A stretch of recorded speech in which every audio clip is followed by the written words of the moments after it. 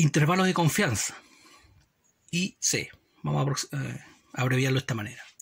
Un intervalo de confianza es un rango de valores que probablemente contienen el valor del parámetro que se quiera estimar, típicamente la media poblacional. Esto es dada cierta probabilidad de éxito. El nivel de confianza es otro parámetro del intervalo de confianza, es la probabilidad de que el intervalo calculado contenga al verdadero valor del parámetro, y esto se denomina o se expresa de la siguiente manera: 1 menos alfa, siendo alfa el nivel de significación. Los niveles de confianza más usados son 90%, 95%, 99%, que corresponden a los niveles de significación del 10%, 5% y 1% respectivamente. Estos son ejemplos.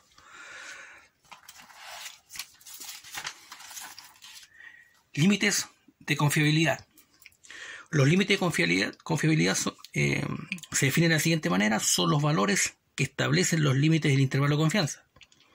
Así, para determinar un intervalo de confianza para la media poblacional mu de una muestra de tamaño n que sigue una distribución normal con un nivel de confianza de 1 menos alfa con una desviación estándar conocida, se calcula de la siguiente manera.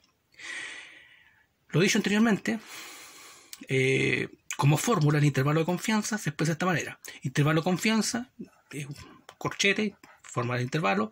Esta es la media o promedio, menos z menos 1 menos alfa medios. Esto es un valor que debemos tipificar. Que recordemos que el tipificado o estandarizado lo vimos en la clase de distribución normal por desviación estándar partido de la raíz cuadrada de la muestra, punto y coma. Aquí es lo mismo, pero con suma, es decir, promedio más z 1 menos alfa medio, subíndice esto, por desviación estándar partido por la raíz cuadrada de los datos, o de n.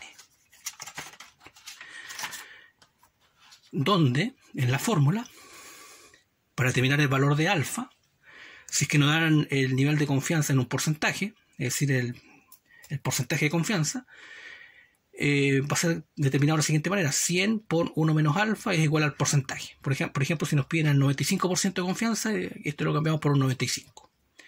Si el porcentaje está expresado como decimal, simplemente despejamos el alfa. En este caso, si por ejemplo nos da aquí el 95%, el 100 pasa dividiendo el 95 y despejamos alfa. El error de estimación es z 1 menos alfa medio por la desviación estándar partido por la raíz cuadrada de los datos. Por lo tanto, el intervalo de confianza podemos resumirla también de la siguiente manera: promedio menos el error de estimación, punto y coma, error de estimación más, promedio menos error de estimación, punto y coma, promedio más error de estimación.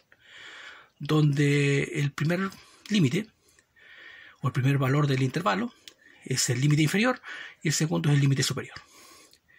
Y esto nos lleva a determinar lo siguiente: que para poder determinar el promedio, este promedio, podemos sumar los límites divididos en 2, es decir, el promedio. Límite, la suma de los límites dividido en 2 nos da el promedio. De esta manera también podemos determinar el promedio.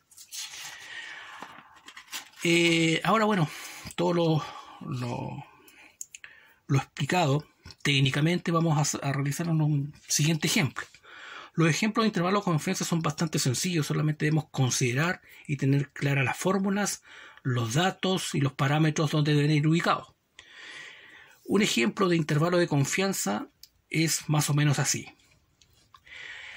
En el ejemplo tenemos lo siguiente: el índice de resistencia de un material en kilogramos fuerza de un determinado tipo de alambre que sigue una distribución normal con una varianza de 100, con una muestra de 5 de estos alambres seleccionados al azar, se obtuvieron los siguientes resultados de sus resistencias: 75 kilogramos fuerza, 60 kilogramos fuerza, 70 kilogramos fuerza, 80 kilogramos fuerza, 60 kilogramos fuerza. Aquí tenemos 5 datos.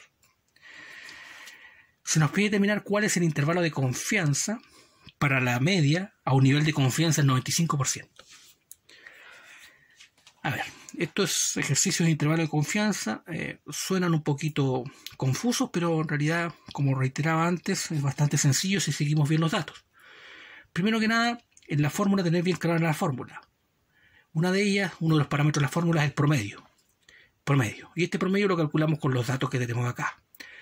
Calculamos el promedio, sumamos todos los datos, lo dividimos en 5 y esto nos da 69. Tenemos el primer dato que es el promedio.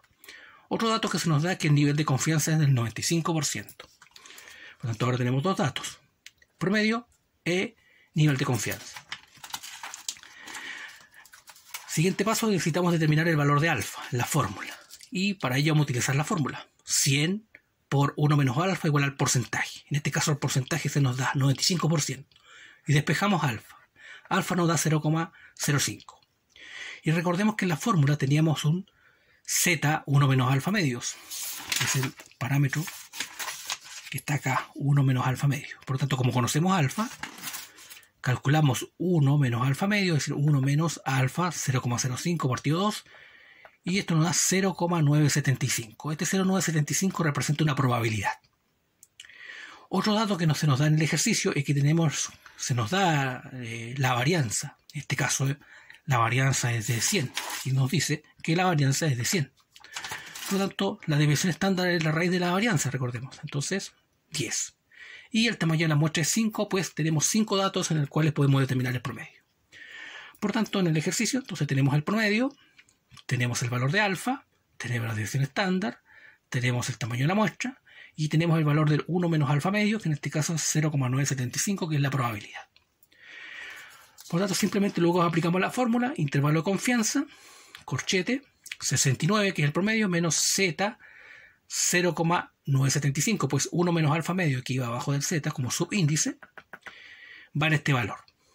Por 10 partido por la raíz cuadrada de 5, que es el tamaño de la muestra, el 10 es la desviación estándar, punto y coma, lo mismo, pero en vez de este signo, un más.